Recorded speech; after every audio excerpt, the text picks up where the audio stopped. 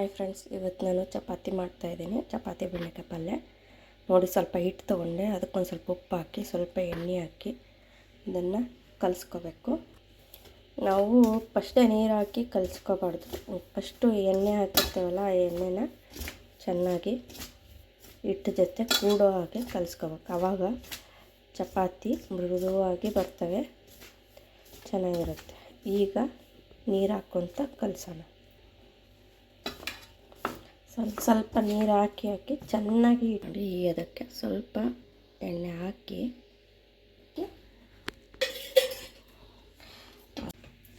ನೋಡಿ ಎಷ್ಟು ಸಾಫ್ಟಾಗಿದೆ ಹಿಟ್ಟು.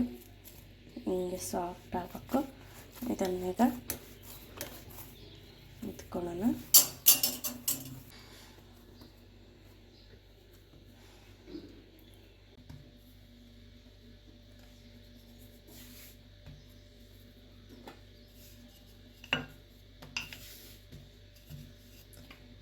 ಚೂರು ಹಿಂಗೆ ಉದ್ಕೊಂಡು ಸಾಫ್ಟಾಗಿ ಪದ್ರೆ ಆಗಿ ಬರಬೇಕು ಅಂದರೆ ನಿಧಾನವಾಗಿ ಇದಕ್ಕೆ ಸ್ವಲ್ಪ ಆಯಿಲ್ ಹಚ್ಕೋಬೇಕು.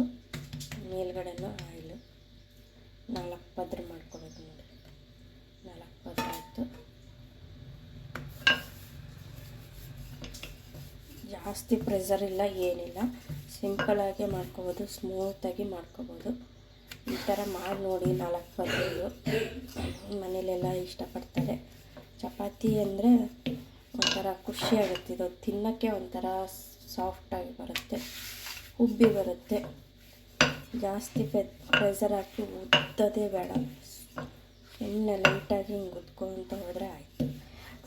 ಅದು ರೌಂಡ್ ಶೇಪಲ್ಲೇ ಬರಬೇಕು ಅಂತ ಏನಿಲ್ಲ. ಚಪಾತಿ ಆಯಿತು. ಈಗ ಹಂಚು ಕಾದಿದೆ. ಹಂಚಿಗೆ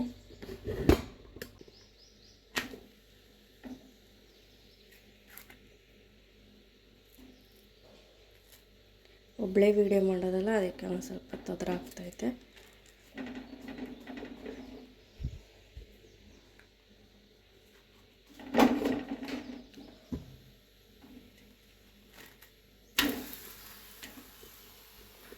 ಬಿಸಿ ಬಿಸಿ ತಿಂತಾಯಿದ್ರೆ ಒಂದು 8-10 ತಿಂತಾರೆ ದೊಡ್ಡವರಾದರೆ.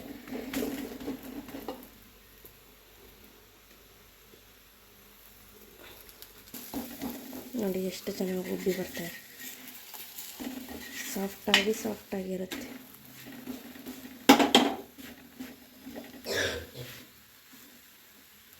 ದಂಡಿ ಎಲ್ಲ ಮಾಡಿಕೊಂಡ್ರೆ ಬೇಯಿಸ್ಕೋಬೇಕು.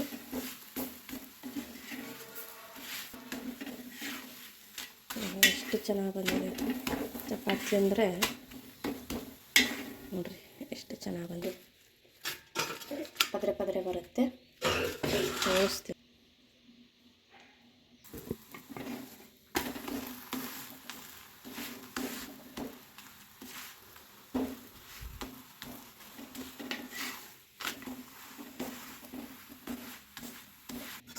ಚಪಾತಿ ಆದರೂ ನೋಡಿ ಎಷ್ಟು ಸ್ಮೂತಾಗಿ ಬಂದಿದ್ದಾವೆ. ನೀವು ಮಾಡ್ಕೊಳ್ಳಿ ನೋಡಿ. ಈ ಥರ ಮಾಡಿದರೆ ಸ್ಮೂತಾಗಿ ಚಪಾತಿ ಬರುತ್ತೆ. ಈಗ ನಾನು ಬೆಂಡೆಕಾಯಿ ಪಲ್ಯ ಮಾಡೋಣ ಅಂದ್ಕೊಂಡಿದ್ದೀನಿ. ನೋಡಿ, ಬೆಂಡೆಕಾಯಿ ಪಲ್ಯಕ್ಕೆ ಏನೇನು ಬೇಕು. ಬೆಂಡೆಕಾಯಿ ಈಗ ಸ್ಲೈಸಾಗಿ ಕಟ್ ಮಾಡಿ ಇಟ್ಕೊಂಡಿದ್ದೀನಿ. ನಾನು ಈರುಳ್ಳಿ, ಕೊತ್ತಂಬರಿ, ಟೊಮೊಟೊ ಇಟ್ಕೊಂಡಿದ್ದೀನಿ. ಈಗ ಈ ಬೆಂಡೆಕಾಯಿನ ಫ್ರೈ ಮಾಡೋಣ. ನೋಡಿ, ಅದೇ ಅದಕ್ಕೆ ಫ್ರೈ ಮಾಡೋಕ್ಕೆ ಫುಲ್ ರೋಸ್ಟ್ ಫ್ರೈ ಆಗಬಾರ್ದು, ಸ್ವಲ್ಪ ಡೀಪ್ ಫ್ರೈ ಆಗಬೇಕಿದೆ. ಹಂಗೆ ತೆವಿಯಲ್ಲಿ ಉದ್ದಿ ಮಾಡಿದ್ರೇ ಚೆನ್ನಾಗಿ ಬೆಂಡೆಕಾಯಿ. ಲೋಳೆ ಅನ್ನೋದು ಸ್ವಲ್ಪ ಆಯಿಲ್ ಹಾಕ್ಕೊತಿದ್ದೀನಿ, ಯಾಕಂದರೆ ಬೆಂಡೆಕಾಯಿ ಫ್ರೈ ಆಗೋಷ್ಟಲ್ಲೇ ಇದಾಗುತ್ತೆ ಅಂತ. ಇದಕ್ಕೆ ಸಾಸಿವೆ ಜೀರಿಗೆ ನಾನು ಏನೂ ಹಾಕಲ್ಲ, ಸಿಂಪಲಾಗಿ ಮಾಡ್ತೀನಿ.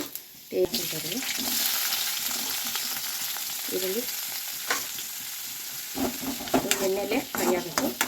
ನೋಡಿ, ಇನ್ನೂ ಫ್ರೈ ಆಯಿತು. ಇದು ಆಯಿಲಲ್ಲಿ ಇದಕ್ಕೆ ನನಗೆ ಎಸ್ಕೊಂಡಿರೋ ಟೊಮೆಟೊ, ಕೊತ್ತಂಬರಿ, ಸ್ವಲ್ಪ ರುಚಿಗೆ ತಕ್ಕಷ್ಟು ಇಷ್ಟ ಆಗ್ತದೆ. ಈ ಟೊಮೆಟೊ ಇದ್ದರೆ ಚೆನ್ನಾಗಿರುತ್ತೆ ಪಲ್ಯ. ಸ್ವಲ್ಪ ಅರಿಶಿನ, ಹಾಗೆ ಒಂದು ಟೇಸ್ಪೂನ್ ಖಾರ ಹಾಕ್ತೀವಿ. ಖಾರ ಎಷ್ಟು ಬೇಕು ನೋಡಿ ಹಾಕ್ತೀವಿ. ಖಾರ ಇದರಿಂದ ಇದನ್ನು ಮಿಕ್ಸ್ ಮಾಡಿ. ಬೆಂಡೆಕಾಯಿ ಫ್ರೈನೂ ಆಗಿದೆ. ಇಷ್ಟಾದರೆ ಸಾಕು. ಇದನ್ನು ಅದಕ್ಕೆ ಹಾಕಿಬಿಟ್ಟು ಇದಕ್ಕೆ ಇನ್ನೊಂದು ಇಂಗ್ರೀಡಿಯೆಂಟ್ ಹಾಕ್ತಾಯಿದ್ದೀನಿ. ಏನಪ್ಪ ಕಡೆ ಸಿಗುವಂಥ ಮ್ಯಾಗಿ ಪೌಡರ್. ಇದನ್ನು ಪ್ರಾವಿಷನ್ ಸ್ಟೋರಲ್ಲಿ ಸಿಗುತ್ತೆ. ಇದು ನಾವು ಬೆಂಡೆಕಾಯಿ ಫ್ರೈಗೆ ಎಲ್ಲ ಯಾವುದೇ ಪಲ್ಯಗಳಿಗೆ ಹಾಕ್ಕೋಬೋದು. ತುಂಬ ಟೇಸ್ಟಿ, ಮಕ್ಕಳು ತುಂಬ ಇಷ್ಟಪಡ್ತಾರೆ. ಇದು ಹಾಕಿ ನೋಡಿ, ನೀವು ಮಾಡಿ ಯಾವ ಥರ ಬಂತು ಅಂತ. ನಮ್ಮ ಪಾಪುಗೆ ಈ ಮಸಾಲ ಹಾಕಿ ಮಾಡಿದರೆ ತುಂಬ ಇಷ್ಟ. ಹಾಕೋಣ, ಹಾಕ್ತಾಯಿದ್ದೀನಿ.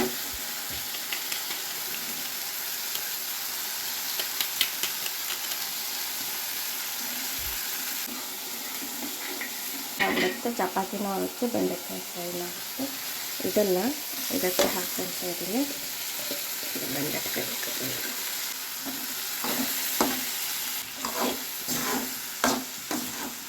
ಆವಾಗಲೇ ಈರುಳ್ಳಿನೂ ಮ್ಯಾಶ್ ಆಯಿತು. ನೋಡಿ ಅಷ್ಟೇ ಆದರೆ ಸಾಕು. ಇದಕ್ಕೊಂದು ಸ್ವಲ್ಪ ನೀರು ಹಾಕಿ ಬೇಯಿಸಿಟ್ರೆ ಆಯಿತು.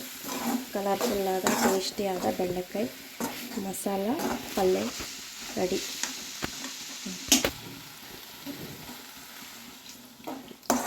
ಎಲ್ಲ ಆಗಿದೆ. ಇದಕ್ಕೆ ಸ್ವಲ್ಪ ನೀರು ಹಾಕಿ, ಎಷ್ಟು ಬೇಕಷ್ಟು ನೀರು ಹಾಕಿ ಪಲ್ಯ ರೆಡಿ. ಸರ್ವ್ ಮಾಡ್ತಾ ಇರೋದು, ತಿಂತಾ ಇರೋದು. ನೀವು ಮಾಡ್ಕೊಳ್ಳಿ, ನಾವು ಮಾಡಿದ್ದೀವಿ. ಹೇಗೆ ಬಂತು ಅಂತ ನೀವು ಹೇಳಿ. ನನ್ನ ಚಾನಲ್ಗೆ ಸಬ್ಸ್ಕ್ರೈಬ್ ಮಾಡ್ಕೊಳ್ಳಿ. ಎಲ್ಲರಿಗೂ ಬೆಳಗಿನ ಶುಭೋದಯ. ನಮ್ಮ ಮನೆಯಲ್ಲಿ ಬೆಳಗ್ಗೆ ತಿಂಡಿ ಚಪಾತಿ ಬೆಂಡೆಕಾಯಿ ಪಲ್ಯ. ನಿಮ್ಮ ಮನೆಯಲ್ಲಿ ಏನು ಅಂತ ಕಮೆಂಟ್ ಮಾಡಿ, ಸಬ್ಸ್ಕ್ರೈಬ್ ಮಾಡ್ಕೊಳ್ಳಿ. Thank you. ನೋಡಿ ಎಷ್ಟು ಚೆನ್ನಾಗಿ ಬಂದಿದೆ, ಎಷ್ಟು ಸ್ಮೂತ್ ಇದ್ದಾವೆ ಚಪಾತಿ. ನೀವು ಮಾಡ್ಕೊಳ್ಳಿ ಪಲ್ಯ ಚಪಾತಿ ಬೆಂಡೆಕಾಯಿ ಪಲ್ಯ. ನೋಡಿ ಎಷ್ಟು ಚೆನ್ನಾಗಿದೆ, ಸೂಪರಾಗಿ ಬಂದಿದೆ. ಮಾಡ್ಕೊಳ್ಳಿ, ತಿಂದ್ಕೊಳ್ಳಿ.